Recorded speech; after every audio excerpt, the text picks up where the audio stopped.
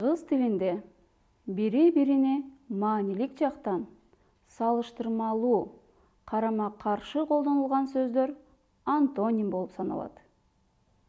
Мисалы: ысык, муздак, чоң, кичине, күн, түн, жаш, кары. Антоним сөздөргө карата мен силерге ыр окуп бергим келип турат. Келгиле анда маанисин түшүнүп, угуп отурабыз. Карама-каршы мааниси антоним деп аталат. Бул сөздөрдү унутпай, үйрөнөлү кайталап. Кичине, чоң, эриген, тоң, караңгы, жарык, семиз, арык, жер, асман, жабык, ачык, сүйрү, тоголок, түз, ири, баатыр, коркок, узун, кыска, чоркок, уста. Карама-каршы мааниси антоним деп аталат. Бул сөздөрдү унутпай, үйрөнөлү кайталап. Антоним ырлары силерге жактыбы балдар? Ооба балдар, аябай кызыктуу экен. Ал эми кийинки тапшырма: улуу, катуу, жакшы, таза, жарык, ак, ачуу, жоон деген сөздөрдүн карама-каршы маанидеги сөздөрүн таап көргүлөчү.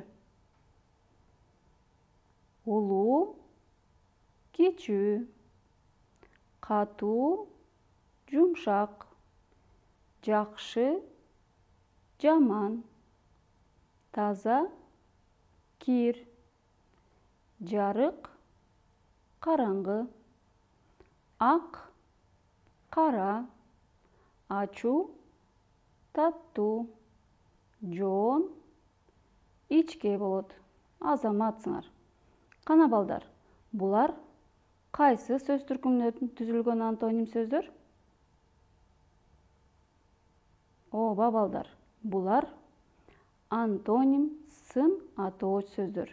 Анткени сөздөр өңү түсүн, сапатын, даамын, көлөмүн билдирип жаткан сөздөр болуп жатат.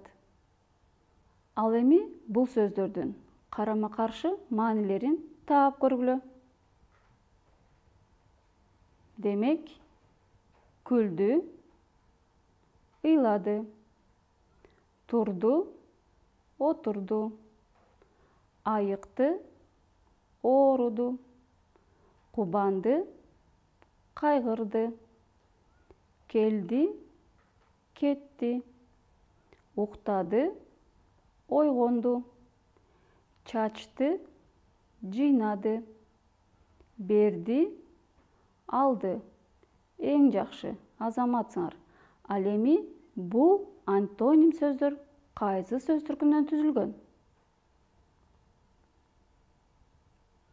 Туура айтасыңар. Бул антоним сөздөр этиш сөз түркүмүнөн түзүлгөн. Анткени бул сөздөр кыймыл-аракетти билдирип, эмне кылды деген суроолорго жооп берип жатат. Бири-бирине карама-каршы маанидеги сөздөр антонимдер деп аталарын билдик.